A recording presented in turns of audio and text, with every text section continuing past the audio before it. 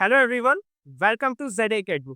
और आज हम जानेंगे 11th entrance arts and commerce के बैच लॉन्च के बारे में। इस वीडियो में आपको मिलने वाला है कि क्या क्या चीज़ें जो है सीस इनटेक के बारे में आप जानेंगे। इसमें आप जानेंगे कि क्या हम सिलेबस में कौन से टॉपिक्स ऐसे हैं जिनको हमें बहुत ज़्यादा ध्यान से पढ़ना है। हमने जो एक मैट्रिक्स प्रिपेयर की है उसमें पिछले 10 साल के पेपर्स हैं, जिसमें आपको ये पता चलेगा कि कौन कौन से टॉपिक्स हैं जिसमें मैक्सिमम जो है क्वेश्चंस पूछे गए हैं और कौन कौन से टॉपिक्स ऐसे हैं जिसमें कम क्वेश्चंस पूछे गए।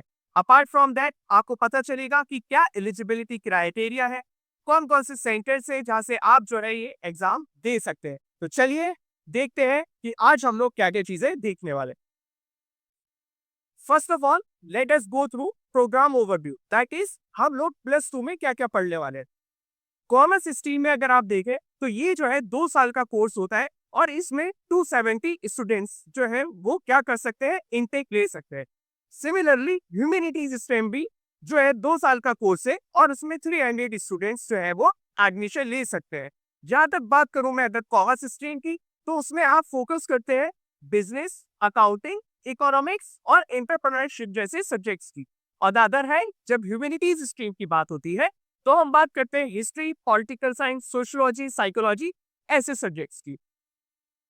मूव ऑन करते हैं कि कौन कौन सी स्कूल्स ऐसे हैं यूनिवर्सिटी के, एएनयू के, जो आपको कॉमर्स स्ट्रीम जो है ऑफर कर रहे हैं। जिसमें है सीनियर सेकेंडरी स्कूल बॉयज, जिसको हम बोलते हैं Syed Hamid senior secondary school.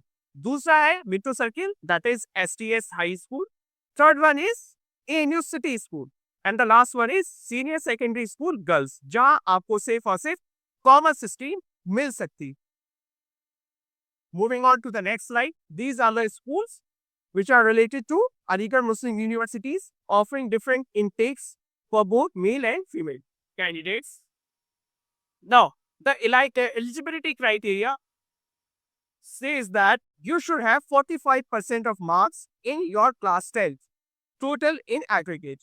And the other one, the next criteria is that you should be of 19 years before 1st July.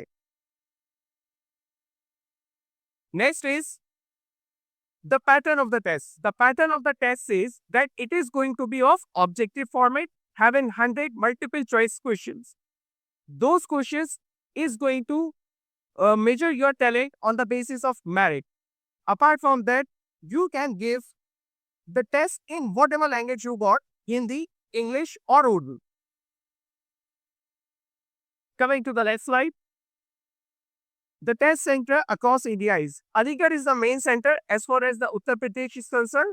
Then another center in Uttar Pradesh is Lucknow, then Meerut, then Bareilly. After that, when you come to New Delhi, North India, you can have New Delhi as a center, and in Jammu Kashmir, you have Srinagar as a center. In East India, you can have Kolkata, Murshidabad, and Patna, as well as Kishanganj as a center. In South India, you have Malappuram, Kerala as a center. So this is a test paper breakdown where you are going to have 60 questions from social studies, the maximum coverage that is going to be of social studies. After that, mathematics is going to cover 20 marks. Then Indo-Islamic culture is going to have 10 marks.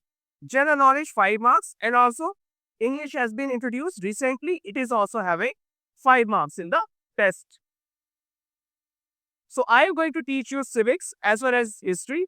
So this is the matrix which we were talking about earlier in the video. This matrix deals with all the topics where major portion of the questions has been asked from, you can see, working of the institution. This is a chapter that we are going to teach you in online mode. And over the past years, 32 questions has been asked from this topic. Apart from this, 20 questions has been asked from general civics topics that are included in miscellaneous topics. Apart from this, 19 questions has been asked from democratic rights, the chapter that deals with fundamental rights and other things. 18 questions has been asked from the chapter of constitutional development. The focus of Zyda Academy is that all these chapters which are covering the maximum questions that has been asked over the past 10 years are going to be covered here. Now I would like to call my colleague Sabur Ahmed Khan, who is going to teach you economics, to share his views on his subject. Hello everyone.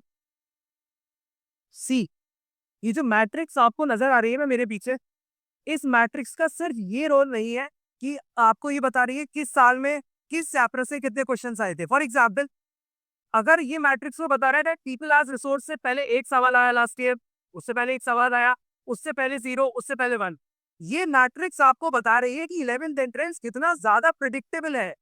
एक ही chapter है जिससे बार बार ज्यादा सवाल आ रहे हैं, कुछ गिने हुए चैप्टर हैं जिसमें अगर जैसे फॉर एग्जाम्पल 10 चैप्टर दिए हुए हैं, अगर आप 5 या 6 चैप्टर प्रिपेयर करके चले जाते हैं, that are covering almost 60 to 70% of the weightage of the entire syllabus जो आपके पेपर में आने वाला है। अब जैसे फॉर एग्जाम्पल मैं इकोनॉमिक्स को आने वाला हूँ, तो मैं आपको इकोनॉमिक्स के बारे में बताता हूँ। ऑल्दो पूरा का पूरा 11th एंट्रेंस ह्यूमैनिटीज, कॉमर्स और साइंस भी बहुत प्रेडिक्टेबल है क्योंकि सिलेबस डिफाइंड है। जिस भी पेपर में सिलेबस डिफाइंड होता है कि इसके बाहर नहीं पूछा जाएगा, वो सिलेबस, वो एग्जाम प्रिडिक्टेबल होता है। बट अगर इकोनॉमिक्स की बात करें तो प्रिडिक्टेबिलिटी और ज्यादा हाई हो जाती है। मैं पिछले 4 साल से लगातार इकोनॉमिक्स पढ़ा रहा हूँ इन 11th entrance, and her bar 15 out of 15 questions आते हैं ईदर फ्रॉम दी नोट्स और फ्रॉम दी एमसीक्यू जो हम लोग क्लास में प्रैक्टिस करवाते हैं। इसका मतलब ये नहीं है कि मैं बहुत कुछ एक्स्ट्रा ऑर्डिनरी पढ़ा रहा हूँ, शायद पढ़ा भी रहूंगा, बट प्रिडिक्टेबिलिटी इतनी अच्छी है ना। फॉर एग्जाम्पल देखिए, स्टोरी ऑफ विलेज पालमपुर, एक क्वेश्चन, दो क्वेश्चन, दो क्वेश्चन, दो क्वेश्चन, दो क्वेश्चन, फिर एक क्वेश्चन, फिर दो क्वेश्चन, फिर 3 क्वेश्चन। मतलब हर साल सवाल आने ही आना है, और इसको तो मैं बोलता हूँ पेपर आउट। ये तो पेपर आउट है ना, कि हर साल आपको पता है इस सब्जेक्ट से एक एक सवाल आए भाई। So we have about 17 questions in the story of village Palampur, then we have about 18 questions in poverty as challenge, then we have 18 questions in food security। अब जो बच्चे क्लास 10 क्लास 9 में है उनको ये बात इतने अच्छे से पता है कि पॉवर्टी एज चैलेंज 2 घंटे का पेपर है, और अगर इस 2 घंटे के पेपर में से मुझे 2 मार्क्स मिल जा रहे हैं तो कितना अच्छा कॉस्ट टू बेनिफिट रेशियो मिल रहा है मुझको। तो हमारे यहाँ पे क्या रोल होगा, टोटल यहाँ पे आपके पास 1 2 3 4 5 6 7 8 9 9 चैप्टर्स हैं। इन 9 चैप्टर में से 15 मार्क्स की इकोनॉमिक्स आनी ही आनी है, बिल्कुल तय है। एक साल तो 30 मार्क्स की भी आ गई थी, 29 मार्क्स की भी आ गई थी। हमारा रोल यहाँ पे ये होने वाला है, एट यूट्यूब आप हम लोगों को लाइव देखेंगे, जहां पे हम आपको सबसे इंपॉर्टेंट जो 5 चैप्टर्स होने वाले हैं या 4 चैप्टर्स होने वाले हैं जिनका मैक्सिमम वेटेज है। फॉर एग्जाम्पल 21 मार्क्स आ चुका है sectors of the Indian economy से। फॉर एग्जाम्पल 24 मार्क्स आ चुके हैं अंडरस्टैंडिंग डेवलपमेंट से। फॉर एग्जाम्पल 18 मार्क्स आ चुके हैं पॉवर्टी एज चैलेंज से। ये इंपॉर्टेंट 4 से 5 चैप्टर्स हम इंटायरली कवर करेंगे on YouTube along with the MCQs and PYQ discussion. तो आपको बस हमारे साथ ऐड हो जाना है, हमारा यूट्यूब चैनल ZACademy का फॉलो कर लेना है। और भी सब्जेक्ट्स हैं आगे, मैं तो बस अपने बारे में बता रहा हूँ। आपको हमारा चैनल सब्सक्राइब कर लेना है और रोज आपको लेक्चर मिलेगा with the detail time table. Now moving forward, I would like to request Yawar sir again, जो बाकी के चैप्टर्स, बाकी के सब्जेक्ट्स है, for example mathematics, Indo Islamic, GK, English और हिस्ट्री, उसके बारे में यावर सर आपको बताएंगे।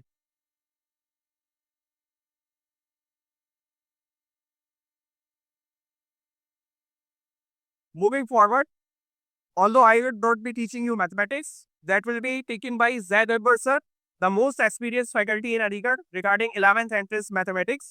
So you can see the same matrix for the mathematics also. The maximum coverage in mathematics is for the introduction to trigonometry section and linear equation in 2 variables. Similarly, as Saboo sir told you, as I have already told you that we are going to cover all those topics which are having the maximum weightage. ऐसे ही आपको जैसे mathematics में जो subject जो भी इसमें पूछा गया है सबसे ज्यादा, उसके लेक्चर्स आपको रिकॉर्डेड फॉर्म में मिलेंगे यूट्यूब चैनल पे ZACademy के। और जेड नंबर से रेगुलर बेसिस पे आपको कुछ ना कुछ ट्रिक्स बताइए जो आप अपना क्वेश्चन मैथमेटिक्स का जो एक लंबी तरीके से सॉल्व होता है वो आप बहुत शॉर्ट तरीके से सॉल्व कर पाएंगे, जिससे आपको क्या है मैक्सिमम क्वेश्चन सॉल्व करने का मौका मिलेगा मैथमेटिक्स के। Moving on, I would like to call Haya ma'am, our colleague of English faculty or our English faculty, to introduce about English.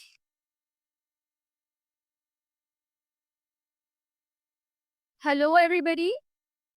My name is Haya, and I will be your English mentor for this session. And since we all know that AMU has quite recently added English to its syllabus, we might not have enough data, right, to analyze from.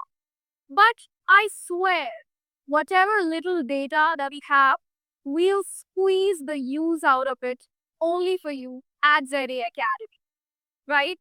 So, as your English mentor, I will be covering your entire English syllabus, the out of the syllabus portion, as well as um, anticipating whether it's vocabulary, whether it's the insinuated concepts, right? And by insinuated concepts, I actually mean the concepts that might not be outright mentioned in your syllabus, but they are hinted somewhere in the syllabus, hidden. Like, for example, the first topic that you see is subject verb agreement, right? And in subject verb agreement, I agree that it's an independent chapter of English grammar. But in order to understand the chapter, you also need noun, pronoun, and verb itself, right?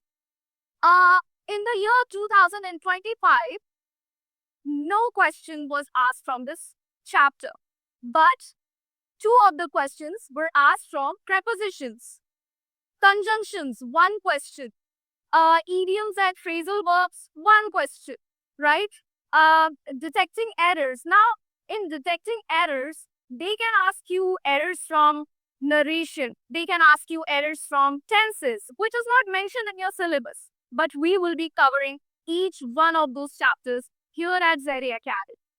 In the year 2024, you will see that there were two of the questions from subject-verb agreement. That there's one question from vocabulary and usage, right? Tenses, one question. Detecting errors, none. And miscellaneous, of course, that is one miscellaneous because one of the question was asked from adverbs, which was not mentioned in the syllabus. It was an out of the syllabus chapter. So we will be preparing for all the chapters that are mentioned in your syllabus and all the chapters that are not mentioned in your syllabus, because we prepare the students for the worst at ZA Academy. Thank you. I'll see you in class.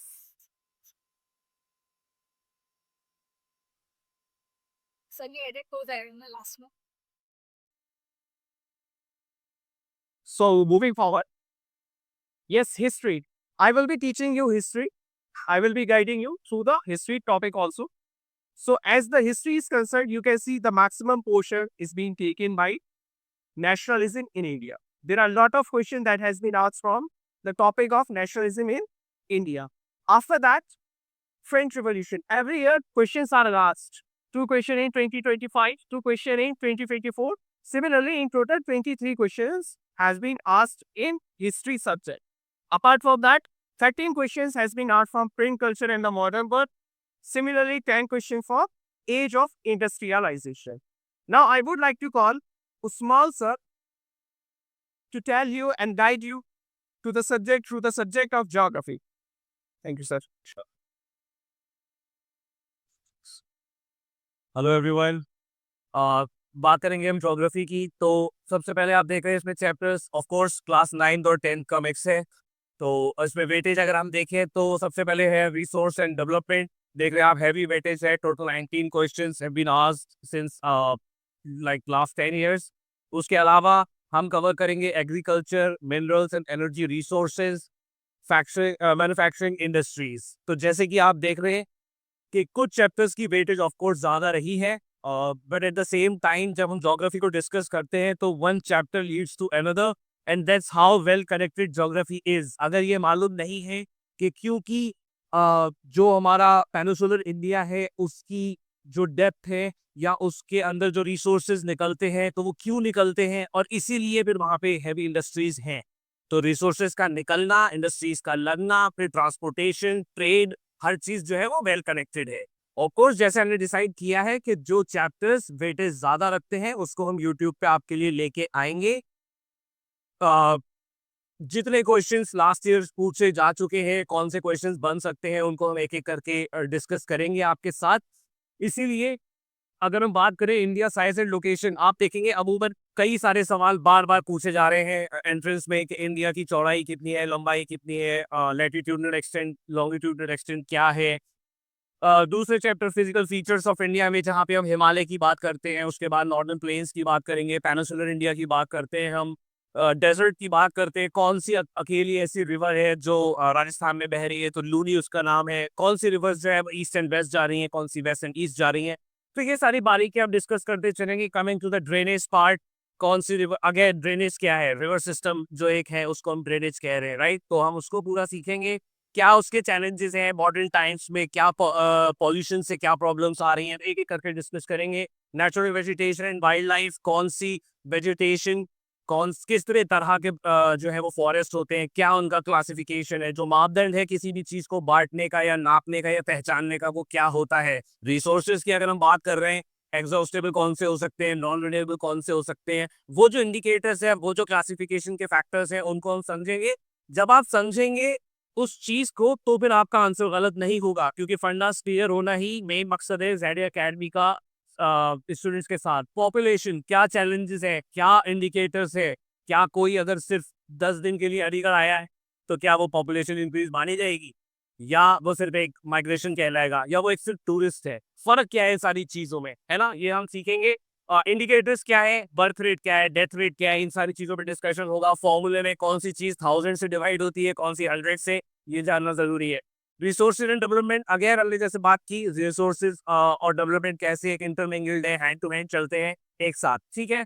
उसके बाद coming to forest and wildlife resources, forest का classification जैसे मैंने पहले discuss किया आप लोगों के साथ। वाइल्ड लाइफ को लेके कौन सी प्रजातियां विलुप्त होती जा रही हैं, यानी कि एक्सटिंक्ट है, कौन सी जो है वो वनरेबल है, इन सारी चीजों को हम पढ़ेंगे, जानेंगे। इसके ऊपर ही क्वेश्चंस आते हैं कि एक्सटिंक्ट वैरायटी कौन सी है या एक्सटिंक्ट स्पीशीज कौन सी हैं, क्या उनके इंडिकेटर्स हैं, राइट। जैसे हम कहते हैं जी, ये वाला पंछी पहले तो बहुत दिखा करता था, अब नहीं दिखता, तो वो किस कैटेगरी में आ रहा है, इंडेंजर्ड है, एक्सटिंक्ट है, या क्या है, ठीक है। इसको समझेंगे। वाटर रिसोर्सेज के अंदर अगेन कितना पानी पीने लायक है, कहाँ से मिल रहा है, क्या चैलेंजेस है, इन सारी चीजों को हम डिस्कस करते हैं वाटर रिसोर्सेज में। और हिस्टोरिकल प्रैक्टिसेस जो रही राजस्थान के घरों में नीचे टॉन्ग्स बनाए गए, क्यों बनाए गए, क्या उनके सिग्निफिकेंस है, रेन वाटर हार्वेस्टिंग क्या होती है, एग्रीकल्चर।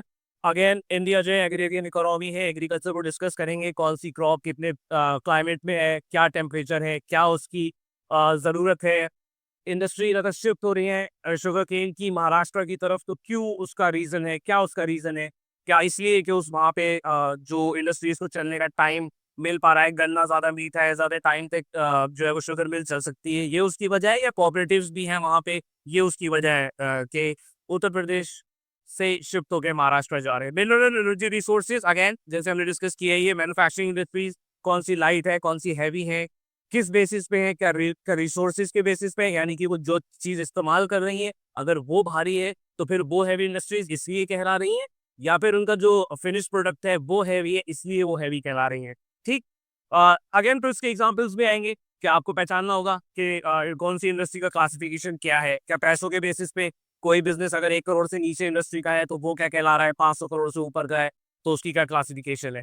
लाइफ लाइन्स और नेशनल इकोनॉमी में जैसे कि जानते हैं हम, जो ट्रेड है वो एक लाइफ लाइन है, एक नेशन की ट्रेड को बूस्ट करती है। अगेन इंफ्रास्ट्रक्चर, 95% तो जो ट्रेड है इंडिया का वो पोर्ट से चलेगा, तो कौन सा पोर्ट जो है वो आज़ादी के बाद सबसे पहले इंडिया को मिला, मेन बना, उसके बाद किस पोर्ट की क्या खासियत है, कौन सा इनलैंड है, कौन सा सबसे ज्यादा गहरा पोर्ट है, सबसे ज्यादा जो ट्रैफिक है वो कहाँ से रेगुलेट हो रहा है, ये पोर्ट्स की बात हो गई। इसी तरीके से आप देखेंगे अगर पुराने पेपर्स उठा के, NH8 कहाँ से कहाँ को जोड़ता है, NH1 किसको जोड़ता है, GT रोड जो पुरानी थी वो क्या है, उसका नया नाम क्या कर दिया गया है, या उसकी नंबरिंग जो चेंज हुई है, इसके ऊपर सवाल आते हैं। वैसे ही एयरपोर्ट्स को लेके बात चलेगी। तो जैसे कि आप देख रहे हैं वेटेज बहुत है ज्योग्राफी के पार्ट की, चाहे 25 26 हो या 24 25, एक्सेप्ट 23 एंड 24। उसके अलावा हम देखेंगे एक रुझान जो देखने को मिला है वो काफी सारे क्वेश्चंस ज्योग्राफी से आए हैं आपके सामने है, टोटल कितने क्वेश्चंस आए हैं, और जो सबसे इंपॉर्टेंट चैप्टर्स है उसको डेफिनेटली हम यूट्यूब पे कवर करेंगे, और उसके अलावा वर्चुअल सेशंस जो आगे जेड एकेडमी में आपके साथ चलेंगे उन पे हम लोग जुड़ेंगे। तो थैंक यू सो मच हमारे साथ जुड़ने के लिए। मिलते हैं आपसे बैचेस में। Thank you.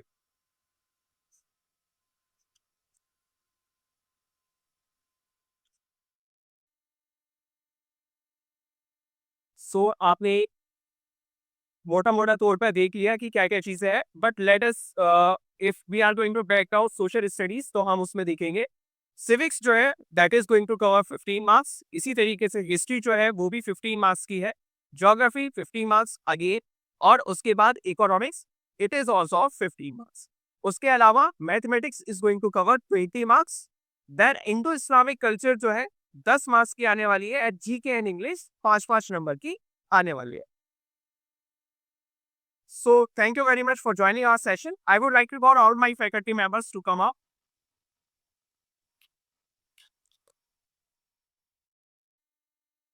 It might be possible that you find ZA Academy to be new, but जितनी भी यहाँ फैकल्टीज खड़ी हैं वो कोई नई फैकल्टीज नहीं है। ये सारी वो फैकल्टीज हैं जो अपने अपने इंस्टीट्यूट्स में जब थे तो उन्होंने रैंकर्स दिए हैं, और इस बार बारी है कि हम सारी फैकल्टीज मिलके ZA Academy को रैंकर्स देने वाले हैं, और ALU 11th एंट्रेंस को आपको टॉप रैंक के साथ क्रैक करवाने वाले हैं। Thank you very much.